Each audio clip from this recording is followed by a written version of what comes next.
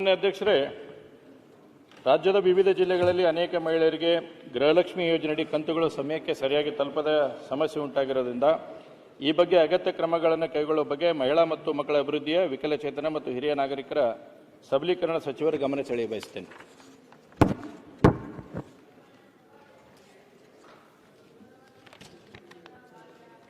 ಶಾಸಕರಿಗೆ ಒದಗಿಸಿದ್ದೀನಿ. ಏನಾದರೂ ಪರ್ಟಿಕ್ಯುಲರ್ ಏನಾದರೂ ಇದ್ರೆ, ಸ್ಪೆಸಿಫಿಕ್ ಏನಾದರೂ ಇದ್ರೆ ತಾವು ಕೇಳಬಹುದು. ಮಾನ್ಯ ಅಧ್ಯಕ್ಷರೇ, ಸಚಿವರು ಉತ್ತರವನ್ನು ಕೊಟ್ಟಿದ್ದಾರೆ. ಎಲ್ಲ ಕಂತುಗಳನ್ನು ಕೂಡ ನಾವು ತಲುಪಿಸಿದ್ದೇವೆ ಅಂತಕ್ಕಂಥ ಮಾಹಿತಿಯನ್ನು ಮಾನ್ಯ ಸಚಿವರು ಕೊಟ್ಟಿದ್ದಾರೆ.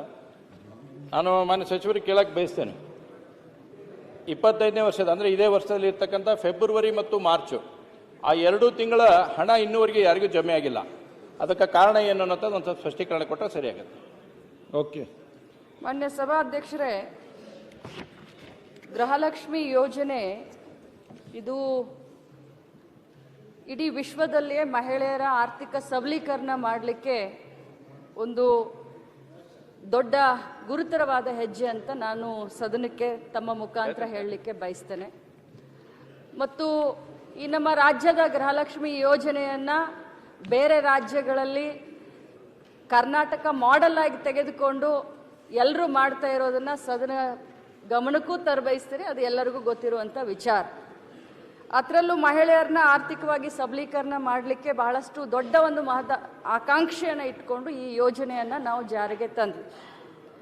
ಇಲ್ಲಿಯವರೆಗೆ ಸಭಾಧ್ಯಕ್ಷರೇ ತಮ್ಮ ಗಮನಕ್ಕೆ ತರಲಿಕ್ಕೆ ನಾನು ಬಯಸ್ತೇನೆ, ಸುಮಾರು 54,000 ಕೋಟಿ ರೂಪಾಯಿಯನ್ನು ಗೃಹಲಕ್ಷ್ಮಿಯ ಫಲಾನುಭವಿಗಳಿಗೆ, ಯಾವತ್ತಿನಿಂದ ಈ ಯೋಜನೆ ಶುರು ಆಯಿತು ಇಲ್ಲಿಯವರೆಗೆ ಸುಮಾರು 54,000 ಕೋಟಿ ರೂಪಾಯಿಯನ್ನು ಗೃಹಲಕ್ಷ್ಮಿ ಯೋಜನೆಗೆ ನಾವು ದುಡ್ಡನ್ನು ಕೊಟ್ಟಿದ್ದೇವೆ.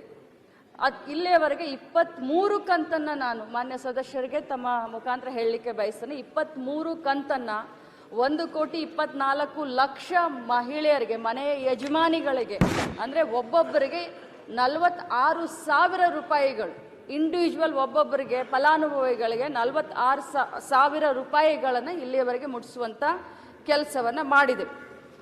ತಮಗೆ ಹೇಳಲಿಕ್ಕೆ ಬಯಸ್ತೇನೆ, ಆಗಸ್ಟ್ವರೆಗೂ ನಾವು ಕ್ಲಿಯರ್ ಮಾಡಿದ್ದೇವೆ.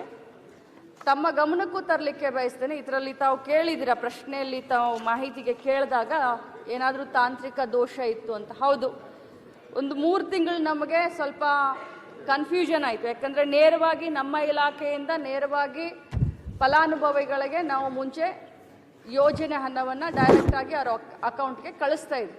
ಅದಾದ ನಂತರ ನಾವು ತಾಲೂಕ್ ಪಂಚಾಯಿತಿ ಮುಖಾಂತರ ಕೊಡೋದ್ರಿಂದ ಒಂದು 2-3 ತಿಂಗಳು ಡಿಲೇ ಆಯಿತು. ಬಟ್ ನಮ್ಮ ಉದ್ದೇಶ ಮಾನ್ಯ ಸಭಾಧ್ಯಕ್ಷರೇ, ಏನು ಮಹಿಳೆಯನ್ನು ಆರ್ಥಿಕವಾಗಿ ಸಬಲೀಕರಣ ಮಾಡಬೇಕಂತ ಇದ್ವಿ, ಆ ಉದ್ದೇಶದಿಂದ ಹಿಂಸರಿಯುವಂಥ ಪ್ರಶ್ನೆನೇ ಇಲ್ಲ. ಇದರಲ್ಲಿ ಯಾವುದೇ ರೀತಿಯಾದಂಥ ಗೊಂದಲಗಳಿಲ್ಲ. ಭಾಳ ಸ್ಪಷ್ಟತೆಯಿಂದ, ಭಾಳಷ್ಟು ಬದ್ಧತೆಯಿಂದ ನಾವು ಈ ಯೋಜನೆಯನ್ನು ಜಾರಿಗೆ ತಂದಿದ್ದೇವೆ. ಅದೇ ಪ್ರಕಾರ ಮುಂದೆ ಕೂಡ ನಾವು ನಡ್ಕೊಂಡು ಹೋಗ್ತೀವಿ. ಇದರಲ್ಲಿ ನಾವು ಯಾವುದೇ ರಾಜಕಾರಣ ಮಾಡ್ತಲ್ಲ, ಯಾವುದೇ ಸ್ವಾರ್ಥ ಇಲ್ಲ. ಭಾಳಷ್ಟು ನೀಟಾಗಿ, ಕರೆಕ್ಟಾಗಿ, ಯಾವುದೇ 1 ರೂಪಾಯಿ ಹೆಚ್ಚು ಕಡಿಮೆ ಈಚೆ ಆಚೆ ಆಗದೆ, ಯಾವುದೇ ಮಧ್ಯವರ್ತಿಗಳ ಹಾವಳಿ ಇಲ್ಲದೆ ಡೈರೆಕ್ಟ್ ಆಗಿ ಮನೆಯ ಯಜಮಾನಿಗೆ ದುಡ್ಡನ್ನು ತಲುಪಿಸುವಂಥ ಕೆಲಸ ಮಾಡ್ತಾ ಇದ್ದೀವಿ.